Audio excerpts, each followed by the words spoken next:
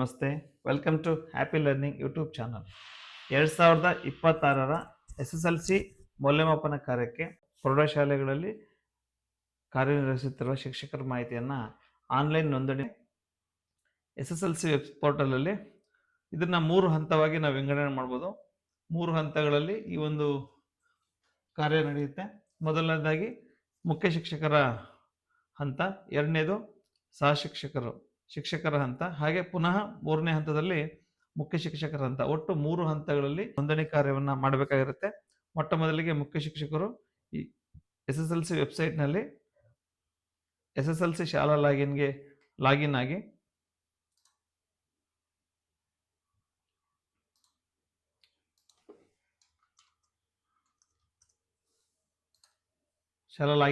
ಆದ ತಕ್ಷಣ ರಿಜಿಸ್ಟ್ರೇಷನ್ 2026 ಅಲ್ಲಿ DBT ಅಂತ ಇರುತ್ತೆ. ಇಲ್ಲಿ ಕ್ಲಿಕ್ ಮಾಡಿದರೆ give access to teachers mobile number for DBT, evaluators, new registration, update and delete evaluator details, ಮತ್ತೆ ಫ್ರೀಸ್ ಡೌನ್ಲೋಡ್ ಕನ್ಸಾಲಿಡೇಟ್ ರಿಪೋರ್ಟ್ ಅಂತ ಬರುತ್ತೆ. ಮೊದಲನೇ ಹಂತಗಳಲ್ಲಿ ಈ ಒಂದು ನೋಂದಣಿ ಕಾರ್ಯ ಆಗಬೇಕು. ಕೆಳಭಾಗದಲ್ಲಿ enter the Aadhaar linked mobile number of the teacher working in your school. ಈ ಒಂದು ಪಾಪ್ಅಪ್ನಲ್ಲಿ ತಮ್ಮ ಶಾಲೆಯಲ್ಲಿ ಕೆಲಸ ಮಾಡುತ್ತಿರುವ ಎಲ್ಲ ಶಿಕ್ಷಕರ ನೋಂದಣಿಯನ್ನು ಮೊದಲ ಹಂತದಲ್ಲಿ ಮಾಡಬೇಕಾಗಿರುತ್ತೆ. ಶಿಕ್ಷಕರ ಮೌಲ್ಯಮಾಪನ ನೋಂದಣಿಯನ್ನು ಮಾಡೋಣ. ಅವರ ಮೊಬೈಲ್ ನಂಬರ್ನ, ಆಧಾರ್ ಲಿಂಕ್ ಆಗಿರೋ ಮೊಬೈಲ್ ನಂಬರ್ನ ಎಂಟ್ರಿ ಮಾಡೋಣ. ಸಬ್ಮಿಟನ್ನು ಕೊಡಬೇಕು. ಸಬ್ಮಿಟನ್ನು ಕೊಟ್ಟ ತಕ್ಷಣವೇ ಸೇವ್ಡ್ ಸಕ್ಸಸ್ಫುಲಿ ಅಂತ ಬರುತ್ತೆ. ಓಕೆಯನ್ನು ಕೊಡಬೇಕು. ಈ ಕೆಳಭಾಗದಲ್ಲಿ ಸೀರಿಯಲ್ ನಂಬರ್ 1, ಅವರ ಮೊಬೈಲ್ ನಂಬರ್, ಹಾಗೆ ಯಾವ ದಿನಾಂಕದಂದು ನೀವು ಮಾಡಿದ್ರಿ ಅಂತ ಇರುತ್ತೆ. ಮೊಬೈಲ್ ನಂಬರ್ ತಪ್ಪಾಗಿದ್ರೆ ಡಿಲೀಟನ್ನು ಕೊಟ್ಟು ಪುನಃ ಕೂಡ ನಾವು ಮಾಡಬಹುದು. ಇದು ಮೊದಲ ಹಂತ. ಈಗ ಮುಖ್ಯ ಶಿಕ್ಷಕರು ಆ ಶಿಕ್ಷಕರನ್ನ DBT ರಿಜಿಸ್ಟ್ರೇಷನ್ಗೆ ಎನೇಬಲ್ ಅನ್ನು ಮಾಡಿದ್ದಾರೆ. ಎರಡನೇ ಹಂತ, ಇದನ್ನ ಶಿಕ್ಷಕರು ವೈಯಕ್ತಿಕವಾಗಿ ಮಾಡ್ಕೊಳ್ಬೇಕು. ನಮ್ಮ ಮೊಬೈಲ್ನಲ್ಲಿ ಕೂಡ ಮಾಡ್ಬೋದು.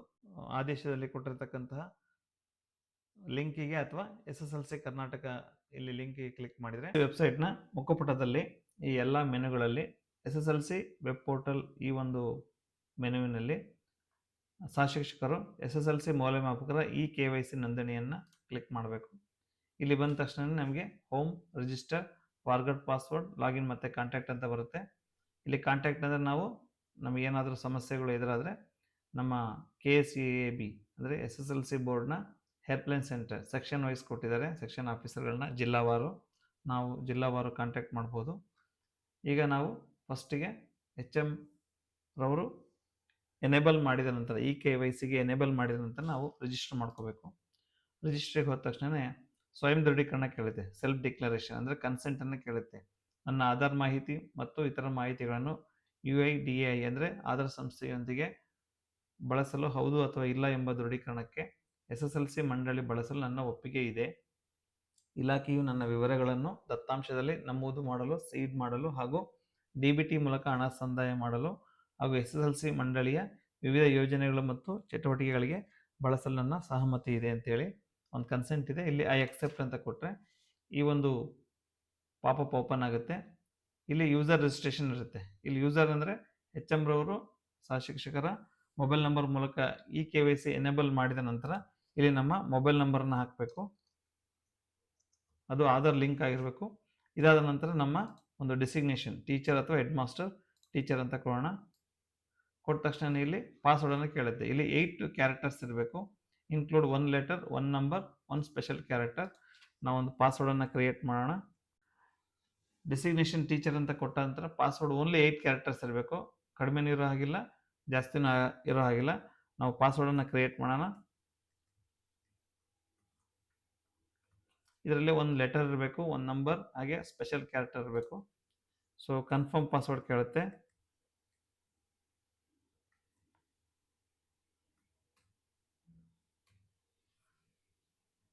ಅದಾದ ನಂತರ OTP ಕೇಳುತ್ತೆ. ರಿಜಿಸ್ಟರ್ ಆಗುತ್ತೆ. ಸಕ್ಸಸ್ಫುಲಿ ರಿಜಿಸ್ಟರ್ಡ್ ಆಯಿತು. ಓಕೆಯನ್ನು ಕೊಡೋಣ. ಈಗ ನಾವು ರಿಜಿಸ್ಟ್ರೇಷನ್ ಆದಮೇಲೆ ಮೊದಲು ಲಾಗಿನ್ ಆಗಬೇಕು.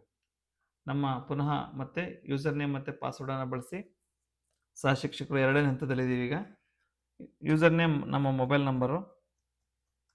ಸೊ ಇಲ್ಲಿ ಮೊಬೈಲ್ ನಂಬರ್ನ ಎಂಟ್ರಿ ಮಾಡೋಣ. ಅದರ ನಂತರ ನಾವು ಕ್ರಿಯೇಟ್ ಮಾಡಿರುವ 8 ಕ್ಯಾರೆಕ್ಟರ್ನ ಪಾಸ್ವರ್ಡನ್ನು ನಾವು ಎಂಟ್ರಿ ಹಾಕೋಣ. ಪುನಃ ಈಗ ಲಾಗಿನ್ OTP ಕೇಳುತ್ತೆ. ನಾವು ರಿಜಿಸ್ಟರ್ ಆದ ತಕ್ಷಣ ನಮಗೊಂದು ಮೆಸೇಜ್ ಬರುತ್ತೆ OTP ಜೊತೆಗೆ, dear candidate your credentials for SSLC examination DBT direct benefit ಟ್ರಾನ್ಸ್ಫರ್ಗೆ DBT 2025-26 are as follows. User name ಬರುತ್ತೆ, ಪಾಸ್ವರ್ಡ್ ಕೂಡ ನಮಗೆ ಡೈರೆಕ್ಟರ್ KSEIB ಇಂದ ಬರುತ್ತೆ. ಸೊ ನಾವು ಲಾಗಿನಲ್ಲಿ OTPಯನ್ನು ವೆರಿಫೈ ಮಾಡ್ತಾ ಇದ್ದೀವಿ. ಇದಾದ ತಕ್ಷಣ ನಮಗೆ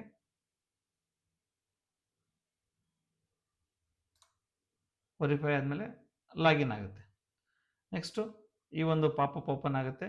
ಇದು ಸಹಶಿಕ್ಷಕರು ಮಾಡಿದ 2ನೇ ಹಂತ, online registration for eKYC SLC valuator, home eKYC service, acknowledgement, track application, logout ಅಂತೇಳಿ.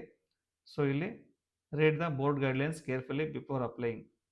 ಸೊ ಇಲ್ಲಿ ಇಂಗ್ಲೀಷ್ ಮತ್ತು ಕನ್ನಡ ಎರಡಿದೆ. ಪರೀಕ್ಷಾ ಮಂಡಳಿಯ ಮಾರ್ಗಸೂಚಿಗಳನ್ನು ಓದಿ ನಂತರ ಅರ್ಜಿ ಸಲ್ಲಿಸಿದೆ. ನಾವಿಲ್ಲಿ eKYC ಸರ್ವಿಸಿಗೆ ಕ್ಲಿಕ್ ಮಾಡಬೇಕು.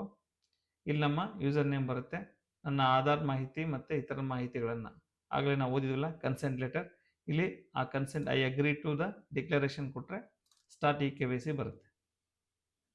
ಈ ಒಂದು eKYC ಪಾಪಪ್ ಒಂದು ವಿಂಡೋ ಓಪನ್ ಆದಾಗ ಇಲ್ಲಿ ಇಲಾಖೆ ಕೇಳುತ್ತೆ, ಶಾಲಾ ಪರೀಕ್ಷಾ ಮತ್ತು ಮೌಲ್ಯಮಾಪನ ಮಂಡಳಿ, SSLC ಮೌಲ್ಯಮಾಪಕರು, ಅಧಿಕಾರಿಗಳು ಮತ್ತು ಸಿಬ್ಬಂದಿ ಸಂಭಾವನೆ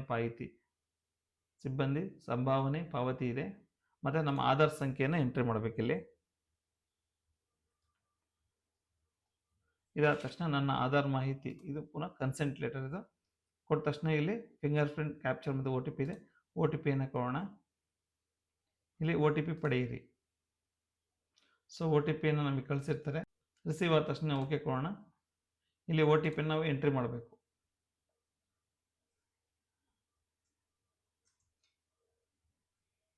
OTPಯನ್ನು ಎಂಟ್ರಿ ಮಾಡಿ ಸಬ್ಮಿಟನ್ನು ಕೊಟ್ಟರೆ ಸಬ್ಮಿಟ್ ತಗೊಳುತ್ತೆ. ಇಲ್ಲಿ ನಮ್ಮ ಡೀಟೇಲ್ಸ್ ಓಪನ್ ಆಗುತ್ತೆ. ನಮ್ಮ ಆಧಾರಲ್ಲಿ ಇರ್ತಕ್ಕಂತಹ ಫೋಟೋ ಅದೇ ಓಪನ್ ಆಗುತ್ತೆ. ಮತ್ತು ನಮ್ಮ ಎಲ್ಲ ಆಧಾರ್ ಡೀಟೇಲ್ಸ್, ಟ್ರಾನ್ಸಾಕ್ಷನ್ ಟೈಮ್ ಯಾವಾಗ ಮಾಡಿದ್ವಿ, ನೇಮ್ ಮತ್ತು ನಮ್ಮ ವಿಳಾಸ, ಜನ್ಮ ದಿನಾಂಕ ಎಲ್ಲ ಬರುತ್ತೆ. ಇಲ್ಲಿ ಇನ್ನೊಂದು ಮುಖ್ಯವಾದ ಮಾಹಿತಿ ಏನು ಅಂದರೆ NPCI ಸ್ಟೇಟಸ್ ಅಂತ ಇದೆ. ನ್ಯಾಷನಲ್ ಅಂದರೆ ಆ್ಯಕ್ಟಿವ್ ಅಂತ, ಅಂದರೆ ಆಧಾರ್ ಲಿಂಕ್ ಆಗಿ ಅಕೌಂಟ್ಗೆ ಸೀಡ್ ಆಗಿದೆ. ಅಕಸ್ಮಾತ್ ಇಲ್ಲಿ ಐ ಅಂತ ಬಂದರೆ ಇನ್ಆ್ಯಕ್ಟಿವ್ ಅಂತೇಳಿ, ಅಲ್ಲಿ NPCI ವೆಬ್ಸೈಟ್ಗೆ ಹೋಗಿ ಅಥವಾ ನಾವು ಬ್ಯಾಂಕಿಗೆ ತೆರಳಿ ಶಿಕ್ಷಕರು ಅದನ್ನು ಆಧಾರನ್ನು ಲಿಂಕ್ ಮಾಡಿಸಿ ಸೀಡ್ ಮಾಡಿಸ್ಬೋದು. NPCI ಅಂದರೆ national payments corporation of India, status active ಇದೆ. ಸೊ ಎರರ್ ಇಲ್ಲ. ಸೊ ಸ್ಟೇಟ್ ಬ್ಯಾಂಕ್ ಆಫ್ ಇಂಡಿಯಾಗೆ ರಿಜಿಸ್ಟರ್ ಆಗಿದೆ. ಸೊ ಹಾಗಾಗಿ ಆ ಬ್ಯಾಂಕ್ ಕೂಡ ತೋರಿಸುತ್ತೆ ಸ್ನೇಹಿತರೆ. ಇಲ್ಲಿ ಇದು ಬಹಳ ಮುಖ್ಯವಾದದ್ದು, KSEIB SSLC ರೆಫರೆನ್ಸ್ ನಂಬರ್, ಅಂದರೆ ಒಂದು SRN ಅಂತ ಈ ವರ್ಷದಿಂದ ಕ್ರಿಯೇಟ್ ಆಗ್ತಾ ಇದೆ. ಇದು DBT ಇಂದ ಕಮೆಂಟ್ಸ್ ಆಗುತ್ತೆ. DBT ಮತ್ತು ನಮ್ಮ ಜನ್ಮ ದಿನಾಂಕ, ಇಲ್ಲಿ ಇದುವರೆಗೂ ಒಟ್ಟು ಎಷ್ಟು ಜನ ಮಾಡಿದರೆ ಆ ಒಂದು ಸೀರಿಯಲ್ ನಂಬರ್ ತಗೊಳ್ತಾ ಹೋಗುತ್ತೆ. ಇಲ್ಲಿ ಡೌನ್ಲೋಡ್ PDF ಅನ್ನು ಕೊಟ್ಟರೆ ಅದನ್ನು ನಾವು ಪ್ರಿಂಟ್ಔಟ್ ಕೂಡ ತಗೋಬೋದು. ಸೊ ಅದು ಸೇವ್ ಆಗಿರುತ್ತೆ. ಸೊ ಇಲ್ಲಿ ಕೆಳಗಡೆ this is A system generated eKYC verification document ಅಂತ ಬರುತ್ತೆ. ಇದಾದ ನಂತರ ನಾವು ಕ್ಲೋಸನ್ನು ಕೊಡಬೇಕು. ಕ್ಲೋಸನ್ನು ಕೊಟ್ಟ ತಕ್ಷಣ ಅಕ್ನಾಲ್ಮೆಂಟ್ಗೆ ಹೋಗಬೇಕು. ಅಕ್ನಾಲ್ಮೆಂಟಲ್ಲಿ ಇರುತ್ತೆ ನಮ್ಮ SRN ನಂಬರ್ ಕ್ರಿಯೇಟ್ ಆಗುತ್ತೆ. ಈ ವರ್ಷದಿಂದ SRN ಅಂತ ಹೇಳಿದ್ರೆ SSLC ರೆಫರೆನ್ಸ್ ನಂಬರ್. ಆ ರೆಫರೆನ್ಸ್ ನಂಬರನ್ನು ನೀವು ಸೇವ್ ಮಾಡಿಟ್ಕೊಳ್ಳಿ ನಿಮ್ಮ ಕೀಪ್ ನೋಟ್ಸ್ ಅಥವಾ ನೋಟ್ ಪ್ಯಾಡಲ್ಲಿ. ಸೊ ಯಾವಾಗ ಕ್ರಿಯೇಟ್ ಆಯಿತು ಮತ್ತು ಸ್ಟೇಟಸ್ ಏನಂದರೆ ಸಕ್ಸಸ್. ಇಲ್ಲಿ ವ್ಯೂವನ್ನು ಕೊಟ್ಟರೆ ಪುನಃ ನಾವೇನು ಡೌನ್ಲೋಡ್ ಮಾಡಿದ್ವಿ ಅದೇ ಬರುತ್ತೆ. ಇದಾದ ನಂತರ ನಾವು ಲಾಗೌಟ್ ಆಗಬೇಕು. ಲಾಗೌಟ್ ಆದ ನಂತರ ಈಗ ಸಹಶಿಕ್ಷಕರ ಹಂತ ಮುಗಿಯಿತು. ಈಗ 3ನೇ ಹಂತ ಪುನಃ ಮುಖ್ಯ ಶಿಕ್ಷಕರ ಹಂತ. ಪುನಃ SSLC ಶಾಲಾ ಲಾಗಿನ್ನಲ್ಲಿ ಲಾಗಿನ್ ಆಗಿ ಬಿಟ್ಟನ್ನು ಕೊಟ್ಟರೆ ಈ ಒಂದು ಪಾಪಪ್ ಓಪನ್ ಆಗುತ್ತೆ. ಇಲ್ಲಿ ಇವ್ಯಾಲ್ಯೂಯೇಟರ್ ರಿಜಿಸ್ಟ್ರೇಷನ್ ಲಾಗಿನ್ ಆಯಿತು. ಈಗ ಇವ್ಯಾಲ್ಯೂಯೇಟರ್ ನ್ಯೂ ರಿಜಿಸ್ಟ್ರೇಷನ್ನ ಮಾಡಬೇಕು. ಈ ಹಿಂದೆ ನಾವು ರಿಜಿಸ್ಟ್ರೇಷನ್ ಮಾಡಿರ್ತೀವಿ, ಅದು ಲಾಸ್ಟ್ ಇಯರ್ವರೆಗೂ ಮಾತ್ರ. ಈ ವರ್ಷ SRN ನಂಬರ್ ಕ್ರಿಯೇಟ್ ಆಗಿದೆ, SSLC ರೆಫರೆನ್ಸ್ ನಂಬರ್ನ ಇಟ್ಕೊಂಡು ನಾವು ಹೊಸದಾಗಿ ಎಲ್ಲ ಶಿಕ್ಷಕರು ರಾಜ್ಯದ ಎಲ್ಲ ಮೌಲ್ಯಮಾಪಕರು ಕೂಡ ರಿಜಿಸ್ಟ್ರೇಷನ್ ಆಗಲೇಬೇಕು. ಇಲ್ಲಿ ಇವ್ಯಾಲ್ಯೂಯೇಟರ್ ನ್ಯೂ ರಿಜಿಸ್ಟ್ರೇಷನ್ಗೆ ನಾವು ಕ್ಲಿಕ್ ಮಾಡಿದರೆ ಈ ಭಾಗದಲ್ಲಿ evaluators new registration form open ಆಗುತ್ತೆ. ಈಗ ನಾವು ಏನು ಡೌನ್ಲೋಡ್ ಮಾಡಿಟ್ಟಿರ್ತೀವಲ್ಲ, enter KSEAB SSLC reference number, ಅದನ್ನು ನಾವು ಎಂಟ್ರಿ ಮಾಡಬೇಕು. ರೆಫರೆನ್ಸ್ ನಂಬರ್ನ ನಾವು ಎಂಟ್ರಿ ಮಾಡೋಣ. ವ್ಯೂವನ್ನು ಕೊಟ್ಟರೆ ಆಧಾರ್ ಡೀಟೇಲ್ಸ್ ಫೆಚ್ ಆಗುತ್ತೆ. ವ್ಯೂ ಕೊಟ್ಟರೆ ಹೈಡ್ ಮಾಡ್ಬೋದು ಅಥವಾ ವ್ಯೂ ಮಾಡ್ಬೋದು. ಸೊ ಆಧಾರ್ನ ಮಾಹಿತಿಗಳನ್ನ ನಾವು ಇಲ್ಲಿ ಈ ಹಂತದಲ್ಲಿ ಏನು ಚೇಂಜ್ ಮಾಡೋಕ್ಕಾಗಲ್ಲ. ಹೈಡ್ ಮಾಡಿದ ನಂತರ ಈ ಒಂದು ಪಾಪಪ್ ಬರುತ್ತೆ ಕೆಳಗಡೆ. ನಾವು ಕೆಲಸ ಮಾಡುವಂಥ ಜಿಲ್ಲೆ, ತಾಲೂಕು ಎಲ್ಲ ಆಟೋಮೆಟಿಕ್ಕಾಗಿ ಫೆಚ್ ಆಗಿರುತ್ತೆ. ಇಲ್ಲಿ ಡೆಸಿಗ್ನೇಷನ್ ಈ 5-6 ಸ್ಟೆಪ್ ನಂತರ ಡೆಸಿಗ್ನೇಷನ್ಗೆ ಹೋಗಿ ನಾವು ಹೆಡ್ ಮಾಸ್ಟರ್ ಅಥವಾ ಅಸಿಸ್ಟೆಂಟ್ ಮಾಸ್ಟರ್ನ ಕ್ಲಿಕ್ ಮಾಡಬೇಕು. ಮೊಬೈಲ್ ನಂಬರ್ ಇರುತ್ತೆ. ಸೊ ಎಂಟರ್ KJD ನಂಬರ್ಗೆ ನಾವು ಅಲ್ಲಿ ಹೋಗಬೇಕು. ಎಂಟರ್ KJD ನಂಬರ್ ಸರ್ಕಾರಿ ನೌಕರರಿಗೆ ಇರುತ್ತೆ, ಅನುದಾನಿತ ಶಾಲೆಯ ನೌಕರರಿಗೆ ಇರೋದಿಲ್ಲ. ಅವರು ಯಾವುದಾದ್ರೂ LIC ವಿಮೆಯ ಒಂದು ನಂಬರನ್ನು, ಪಾಲಿಸಿ ನಂಬರನ್ನ ಎಂಟ್ರಿ ಮಾಡಬೇಕು. ಅದನ್ನು ಅವರ ಮುಖ್ಯ ಶಿಕ್ಷಕರು ತಿಳಿಸಿರ್ತಾರೆ. ಸೊ ಹೆಲ್ಪ್ ಲೈನ್ ಕರೆ ಮಾಡಿ ಅದರ ಬಗ್ಗೆ ಮಾಹಿತಿಯನ್ನು ಕೂಡ ಪಡಿಬೋದು. ಸೊ ಫಸ್ಟ್ KJDಯನ್ನು ಎಂಟ್ರಿ ಮಾಡಾದ ನಂತರ ನಮ್ಮ ಡೇಟ್ ಆಫ್ ಬರ್ತು ಆಟೋಮೆಟಿಕ್ಕಾಗಿ ಜನರೇಟ್ ಆಗಿರುತ್ತೆ, ಅಲ್ಲೇ ಇರುತ್ತೆ. ಸೊ ಇದು ಬಹಳ ಮುಖ್ಯವಾದ ಹಂತ. ನಿರ್ದೇಶಕರು, SSLC ಬೋರ್ಡ್ನ ನಿರ್ದೇಶಕರು ಯೂಟ್ಯೂಬ್ ಲೈವ್ನಲ್ಲಿ ಹೇಳಿದ ಹಾಗೆ date of entry into high school cadre excluding primary service, ಅಂದರೆ ನಾವು ಪ್ರೈಮರಿಯಿಂದ ಪ್ರಮೋಷನ್ ಆದವ್ರು ಇರ್ತೀರಿ ಅಥವಾ CET ಬರೆದು ಬಂದವ್ರು ಇರ್ತೀರಿ, ಹಳೆಯ ಸರ್ವಿಸನ್ನು ಯಾವುದು ಲೆಕ್ಕ ಮಾಡದೆ ಈ ಹೈಸ್ಕೂಲ್ ಕೇಡರ್ಗೆ ಬಂದಿರತಕ್ಕಂಥ ಡೇಟನ್ನು ನಾವು ಎಂಟ್ರಿ ಮಾಡಬೇಕು. ಹೈಸ್ಕೂಲ್ಗೆ ಜಾಯಿನ್ ಆದ ಡೇಟನ್ನು ಎಂಟ್ರಿ ಮಾಡಬೇಕು. ಸೊ ಇಲ್ಲಿ ನಾವು ಟೀಚಿಂಗ್ ಎಕ್ಸ್ಪೀರಿಯನ್ಸನ್ನು ತೋರಿಸುತ್ತೆ. ನಂತರ date of entry into present school ಅದನ್ನು ಕೂಡ ಕೇಳುತ್ತೆ. ಈ ಶಾಲೆಗೆ ಬಂದ ದಿನಾಂಕವನ್ನು ಕೂಡ ಎಂಟ್ರಿ ಮಾಡಬೇಕು. ಈ ಶಾಲೆಗೆ ಯಾವಾಗ ಬಂದ್ರಿ ಅಂತೇಳಿ. Physical condition normal, qualification general ಏನು ಮಾಡಿದ್ದೀರಿ ಅಂದರೆ BA or BSc MA or MSc MCom ಆ ರೀತಿ. ಪ್ರೊಫೆಷನಲ್ ಅಂತ ಹೇಳಿದ್ರೆ ವೃತ್ತಿಪರ, ನಾವು B.Ed ಮಾಡಿರ್ತೀವಿ. ಸೊ B.Ed ಎಂಟ್ರಿ ಮಾಡಿ. ಅದಾದ ನಂತರ ಇಲ್ಲಿ ಸಬ್ಜೆಕ್ಟ್ ಫಾರ್ ಇವ್ಯಾಲ್ಯೂಯೇಷನ್ ಯೂಟ್ಯೂಬ್ ಲೈವ್ನಲ್ಲಿ ನಿರ್ದೇಶಕರು ಪುನಃ ಒತ್ತಿ ಹೇಳಿದ್ದು ಇದೆ. ನೀವು ಆಯ್ಕೆಯನ್ನು ಮಾಡುವಾಗ, ಸಬ್ಜೆಕ್ಟನ್ನು ಆಯ್ಕೆ ಮಾಡುವಾಗ ತುಂಬ ಎಚ್ಚರಿಕೆಯಿಂದ ನೀವು ಆಯ್ಕೆ ಮಾಡಬೇಕು. ನೀವು ಆದೇಶದಲ್ಲಿ ಓದ್ಕೊಳ್ಳಿ. ಆದರ್ಶ ವಿದ್ಯಾಲಯ ಸಬ್ಜೆಕ್ಟ್ಸ್ಗಳು ತುಂಬ ಪ್ರಾಬ್ಲಮ್ ಆಗುತ್ತೆ. ಅದನ್ನು ಸರಿಯಾಗಿ ಓದ್ಕೊಂಡು ತಾವು ಎಂಟ್ರಿ ಮಾಡಿ. ಮುಖ್ಯ ಶಿಕ್ಷಕರ ಜವಾಬ್ದಾರಿ ಅಂತ ಹೇಳಿರ್ತಾರೆ. ಈಗ ಸರ್ಕಾರಿ ಶಾಲೆಗಳಲ್ಲಿ ಸೆಕೆಂಡ್ ಲ್ಯಾಂಗ್ವೇಜ್, ಥರ್ಡ್ ಲ್ಯಾಂಗ್ವೇಜ್ ಇಂಗ್ಲೀಷಲ್ಲಿರುತ್ತೆ. ಅದನ್ನು ನೋಡ್ಕೊಂಡು ನಾವು ಎಂಟ್ರಿ ಮಾಡಬೇಕು. ಸಬ್ಜೆಕ್ಟ್ ಫಾರ್ ಇವ್ಯಾಲ್ಯೂಯೇಷನ್, ನೀವು ಯಾವ ಸಬ್ಜೆಕ್ಟನ್ನು ಇವ್ಯಾಲ್ಯೂಯೇಷನ್ ಟೀಚ್ ಮಾಡ್ತಾಯಿದ್ರೆ ಅದನ್ನು ಹಾಕ್ಕೊಳ್ಳಿ. ಸೊ ಸಬ್ಜೆಕ್ಟ್ ಫಾರ್ ಇವ್ಯಾಲ್ಯೂಯೇಷನಲ್ಲಿ ಅದು ಕೋಡ್ ಕೂಡ ತೋರಿಸುತ್ತೆ ನಿಮಗೆ, ಸೆಕೆಂಡ್ ಲ್ಯಾಂಗ್ವೇಜ್, ಥರ್ಡ್ ಲ್ಯಾಂಗ್ವೇಜ್ ಆ ರೀತಿ. ಸೊ ಇಲ್ಲಿ ನೆಕ್ಸ್ಟ್ ಇಲ್ಲಿ ಮೀಡಿಯಮ್ ಆಫ್ ಇವ್ಯಾಲ್ಯೂಯೇಷನ್ ಇಂಗ್ಲೀಷ್ ಮತ್ತು ಕನ್ನಡ ಕೊಟ್ಟರೆ ಬರೋದಿಲ್ಲ, ಕನ್ನಡ ಅಥವಾ ಇಂಗ್ಲೀಷಲ್ಲಿರುತ್ತೆ. ಬೇರೆ ಸಬ್ಜೆಕ್ಟ್ಗಳು ಮ್ಯಾಥ್ಸ್, ಸೈನ್ಸ್, ಸೋಷಿಯಲ್ ಕೊಟ್ಟರೆ ಅಲ್ಲಿ ಮೀಡಿಯಮ್ ಆಫ್ ಇವ್ಯಾಲ್ಯೂಯೇಷನ್ ಕೇಳುತ್ತೆ. ಸೊ ಇದಾದ ನಂತರ ಮುಖ್ಯವಾಗಿ ಬ್ಯಾಂಕ್ ಡೀಟೇಲ್ಸ್. ನಾವಾಗಲೇ ಇಲ್ಲಿ ನೋಡಿದ್ವಿ, ನಾವು NPC ಇದರ ಯಾವ ಬ್ಯಾಂಕಲ್ಲಿ ನಿಮ್ಮ ಅಕೌಂಟ್ ಇದೆ ಅಂತ ತೋರಿಸುತ್ತೆ. ಆ ಬ್ಯಾಂಕ್ನ ಅಕೌಂಟನ್ನು ನೀವು ಎಂಟ್ರಿ ಮಾಡಬೇಕು. ಸೊ ಇಲ್ಲಿ ಎಲ್ಲ ಬ್ಯಾಂಕ್ಗಳಿಗೂ ಆಧಾರ್ ಲಿಂಕ್ ಆಗಿರುತ್ತೆ. ಆದರೆ ಆಧಾರ್ ಸೀಡ್ ಆಗಿರುವ ಬ್ಯಾಂಕನ್ನು ಅಲ್ಲಿ NPCI ಸ್ಟೇಟಸಲ್ಲಿ ತೋರಿಸುತ್ತೆ ಯಾವ ಬ್ಯಾಂಕ್ ಅಂತೇಳಿ. ಅದನ್ನು ನಾವು ಎಂಟ್ರಿ ಮಾಡೋಣ. ಸ್ಟೇಟ್ ಬ್ಯಾಂಕ್ ಅಥವಾ ಕಾರ್ಪೊರೇಷನ್, ಕೆನರಾ ಯಾವುದಾದ್ರೂ. ನಾನು ಇಲ್ಲಿ ಸ್ಟೇಟ್ ಬ್ಯಾಂಕ್ ಆಫ್ ಇಂಡಿಯಾ ಅಂತ ಎಂಟ್ರಿ ಮಾಡ್ತೀನಿ. ಬ್ರಾಂಚ್ ನೇಮ್ ಕೇಳುತ್ತೆ. ಸೊ ಬ್ರಾಂಚ್ ನೇಮನ್ನು ಎಂಟ್ರಿ ಮಾಡಿ. ಕನ್ಫರ್ಮ್ ಅಕೌಂಟ್ ನಂಬರ್ ಮತ್ತೊಂದು ಸರಿ ಕೇಳುತ್ತೆ. ಇದು ಮೊದಲನೇ ಅಕೌಂಟ್ ನಂಬರ್ ಶೋ ಆಗಲ್ಲ, ಎರಡನೇ ಶೋ ಆಗುತ್ತೆ. ಒಂದು ಡಿಜಿಟ್ ತಪ್ಪಾದರೂ ಎರರ್ ಅಂತ ತೋರಿಸುತ್ತೆ. ಪುನಃ ಇಲ್ಲಿ ಗೆಟ್ OTP ಕೇಳುತ್ತೆ. ಗೆಟ್ OTP ಕೊಡೋಕ್ಕಿಂತ ಮುಂಚೆ ನೀವು ನಿಮ್ಮ ಎಲ್ಲ date of entry into high school cadre, ಹಾಗೆ ಈ ಶಾಲೆಗೆ ಬಂದ ದಿನಾಂಕ, ಪ್ರೆಸೆಂಟ್ ಸ್ಕೂಲಲ್ಲಿ ಬಂದಿದ್ದ ದಿನಾಂಕವನ್ನು ಸೊ ಇದನ್ನು ನೋಡ್ಕೊಳ್ಳಿ ನೀಟಾಗಿ. ಸೊ ಸಬ್ಜೆಕ್ಟ್ ಫಾರ್ ಇವ್ಯಾಲ್ಯೂಯೇಷನ್ ಅದು ಕೂಡ ತುಂಬ ಇಂಪಾರ್ಟೆಂಟು. ಅದನ್ನು ನಿಮ್ಮ ಸಬ್ಜೆಕ್ಟ್ ಕೋಡ್ ಗೊತ್ತಿರುತ್ತೆ ನಿಮಗೆ, ಆ ಸಬ್ಜೆಕ್ಟ್ ಕೋಡ್ ಅದು ಡಿಸ್ಪ್ಲೇ ಆಗುತ್ತೆ. ಮ್ಯಾನ್ಯುವಲ್ ಎಂಟ್ರಿ ಇಲ್ಲ.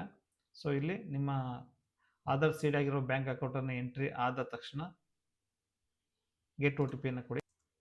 So validate O T P ಕೊಟ್ಟರೆ ಇಲ್ಲಿ O T P verified successfully ಅಂತ ಬರುತ್ತೆ. ನಿಮ್ಮ ಅಪ್ಲೋಡ್ ಫೋಟೋವನ್ನು ಕೇಳುತ್ತೆ. ನೀವು ಅಪ್ಲೋಡ್ ಫೋಟೋವನ್ನು ಮೊದಲೇ ರೆಡಿ ಸಿದ್ಧ ಮಾಡಿ ಇಟ್ಕೊಳ್ಳಿ. 20ರಿಂದ 80 KB ಫೋಟೋವನ್ನು ಹಾಗೆ ಸಿಗ್ನೇಚರ್ನ 20ರಿಂದ 50 KB ರೆಡಿ ಮಾಡಿ ಇಟ್ಕೊಳ್ಳಿ ಕಿಲೋಬೈಟಲ್ಲಿ. ಸೊ ಮೊದಲು ಫೋಟೋವನ್ನು ಅಪ್ಲೋಡ್ ಮಾಡೋಣ. ಫೋಟೋ ಮತ್ತು ಸಿಗ್ನೇಚರ್ ಅಪ್ಲೋಡ್ ಆದ ತಕ್ಷಣ ಇವ್ಯಾಲ್ಯೂಯೇಟರ್ಸ್ ಡಿಕ್ಲರೇಷನ್ ಅಂತ ಕೇಳುತ್ತೆ. Are you willing to participate the revaluation work which will be held in Bengaluru. ನಿಮಗೆ ಇಷ್ಟ ಇದ್ದರೆ ಅದನ್ನು ಎಸ್ ಅಂತ ಕೊಡಿ, ಇಲ್ಲಾಂದರೆ ನೋ ಅಂತ ಕೊಡಿ. ಕೊನೆಗೆ ಸಬ್ಮಿಟ್ ಕೊಡುವ ಮುಂಚೆ ಮತ್ತೆ ಪುನಃ ಒಮ್ಮೆ ನೀವು ಅದನ್ನು ಪರಿಶೀಲನೆ ಮಾಡಿ ಸಬ್ಮಿಟನ್ನು ಕೊಡಿ. ಮುಖ್ಯವಾಗಿ ಇಲ್ಲಿ date of entry into service and then subject, these are very important. So ಸಬ್ಮಿಟನ್ನು ಕೊಡೋಣ. ಸಬ್ಮಿಟನ್ನು ಕೊಟ್ಟ ತಕ್ಷಣ ಇಲ್ಲಿ ಪುನಃ HM ಲಾಗಿನಲ್ಲಿ, ಶಾಲಾ ಲಾಗಿನಲ್ಲಿ ಅಪ್ಡೇಟ್ ಡಿಲೀಟ್ ಇವ್ಯಾಲ್ಯೂಯೇಷನ್ ಡೀಟೇಲ್ಸಲ್ಲಿ ನೋಡೋಣ ಅದು ನಾವು ತುಂಬಿದ ಮಾಹಿತಿ ಬಂದಿದೆಯಾ ಅಂತೇಳಿ. ಸೊ ಬಂದಿದೆ ಸ್ನೇಹಿತರೆ. ಸೊ ಈಗ ಸಂಪೂರ್ಣವಾಗಿ ಅಪ್ಡೇಟೆಡ್ ಅಂತ ಬಂದಿದೆ. ಇಲ್ಲಿ ಅಪ್ಡೇಟೆಡ್ ಅಂತೇಳಿ ಇಲ್ಲಿ ನಮಗೆ ನಮ್ಮ ಹೆಸರು ಮತ್ತು ನಮ್ಮ SRN number, SSLC reference number, ಮತ್ತು ನಾವು ಬೋಧನೆ ಮಾಡ್ತಕ್ಕಂಥ ಮತ್ತು ಮೌಲ್ಯಮಾಪನಕ್ಕೆ ಹೊರಡಬೇಕಾದ ಸಬ್ಜೆಕ್ಟ್ ಕೋಡ್ ಮತ್ತು ಸಬ್ಜೆಕ್ಟ್ ಬಂದಿದೆ. Date of entry into high school cadre ಅದು ಇದೆ. ಡೇಟ್ ಆಫ್ ಬರ್ತ್ ಇದೆ, ನಮ್ಮ ಕ್ವಾಲಿಫಿಕೇಷನ್, ಪ್ರೊಫೆಷನಲ್ ಕ್ವಾಲಿಫಿಕೇಷನ್, ಮತ್ತು ಸೀಡ್ ಆಗಿರುವ ಬ್ಯಾಂಕ್ ಅಕೌಂಟ್ ನಂಬರ್ ಮತ್ತು confirm account number, IFSC code ಇದೆ. ಇದಿಷ್ಟು ಆಗಿದೆ. ಪುನಃ ಒಂದು ಹಂತದಲ್ಲಿ ಏನಾದರೂ date of entry into service ಏನಾದರೂ ತಪ್ಪಾಗಿದ್ರೆ ಅಪ್ಡೇಟ್ ಮಾಡೋದಕ್ಕೆ ಬರೋದಿಲ್ಲ. ಡಿಲೀಟನ್ನು ಮಾಡಿ ನಾವು ಮತ್ತೆ ಪುನಃ ರಿಜಿಸ್ಟ್ರೇಷನ್ ಮಾಡಬೇಕಾಗುತ್ತೆ. ಅಪ್ಡೇಟನ್ನು ಕೊಡೋಕ್ಕೆ ನಾವು ಟ್ರೈ ಮಾಡಿದರೆ ಇಲ್ಲಿ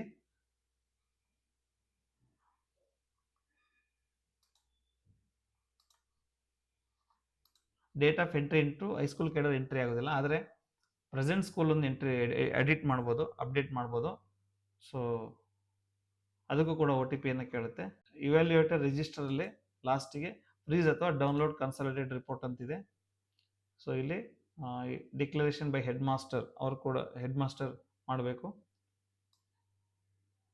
ಇಲ್ಲಿ ಅವರು ಒಂದು ವಿಂಡೋವನ್ನು ಕ್ಲಿಕ್ ಮಾಡಿ ಫ್ರೀಸ್ ಅಂತ ಕೊಟ್ಟರೆ ಫ್ರೀಸ್ ಆಗುತ್ತೆ. ಎಲ್ಲ ಶಿಕ್ಷಕರ ಮಾಹಿತಿಯನ್ನು, ಮೌಲ್ಯಮಾಪಕರ ಮಾಹಿತಿಯನ್ನು ತುಂಬಿದ ನಂತರ ಫ್ರೀಸನ್ನು ಮಾಡ್ಬೋದು. ಇದು ತುಂಬ ಈಸಿ ಪ್ರೊಸೆಸ್ ಸ್ನೇಹಿತರೆ. ಈ ರೀತಿಯಾಗಿ ಹೊಸದಾಗಿ DBTಯನ್ನು ಅಪ್ಲೈ ಮಾಡಿ ಮೌಲ್ಯಮಾಪಕರು ನೋಂದಣಿಯನ್ನು ಮಾಡಬೇಕಾಗಿರುತ್ತೆ. ಸ್ನೇಹಿತರೆ, ಈ ರೀತಿಯಾಗಿ ನಾವು 2026ರ SSLC ಇವ್ಯಾಲ್ಯೂಯೇಟರ್ ರಿಜಿಸ್ಟ್ರೇಷನ್ನ 3 ಹಂತಗಳಲ್ಲಿ, ಮೊದಲನೇದಾಗಿ ಮುಖ್ಯ ಶಿಕ್ಷಕರ KYC ಎನೇಬಲ್ ಹಂತ, ಎರಡನೆಯದು ಸಹ ಶಿಕ್ಷಕರು ಅಂದರೆ ಮೌಲ್ಯಮಾಪಕರ ಲಾಗಿನ್ ಹಂತ, ರಿಜಿಸ್ಟ್ರೇಷನ್ ಮತ್ತು ಲಾಗಿನ್ ಹಂತ, ಮೂರನೇದಾಗಿ ಮುಖ್ಯ ಶಿಕ್ಷಕರ ಇವ್ಯಾಲ್ಯೂಯೇಟರ್ ರಿಜಿಸ್ಟ್ರೇಷನ್ನ ಅಪ್ಲೋಡ್ ಮಾಡ್ತಕ್ಕಂಥದ್ದು. ತುಂಬ ಈಸಿ ಪ್ರೊಸೆಸ್ ಇದೆ. ಹೀಗೆ ಪ್ರತಿಯೊಬ್ಬ ಶಿಕ್ಷಕರ 3 ಹಂತಗಳಲ್ಲಿ ಇದನ್ನು ರಿಜಿಸ್ಟ್ರೇಷನ್ ಮಾಡಿಕೊಂಡು ಸಬ್ಮಿಟ್ ಕೊಟ್ಟು ಕೊನೆಗೆ ಇಲ್ಲಿ ಫ್ರೀಸ್ ಕೊಟ್ಟ ನಂತರ ಡೌನ್ಲೋಡ್ ಕನ್ಸಲ್ಟ್ ರಿಪೋರ್ಟನ್ನು ತಗೋಬೋದು. ಈ ವಿಡಿಯೋ ಇಷ್ಟ ಆದರೆ ಲೈಕ್ ಮಾಡಿ, ಹ್ಯಾಪಿ ಲರ್ನಿಂಗ್ ಯೂಟ್ಯೂಬ್ ಚಾನಲ್ಗೆ ಸಬ್ಸ್ಕ್ರೈಬ್ ಆಗಿ, ಮತ್ತು ಈ ವಿಡಿಯೋವನ್ನು ಶೇರ್ ಮಾಡಿ ಅಂತ ಹೇಳ್ತಾ ಎಲ್ಲರಿಗೂ ಧನ್ಯವಾದಗಳು. Thank you.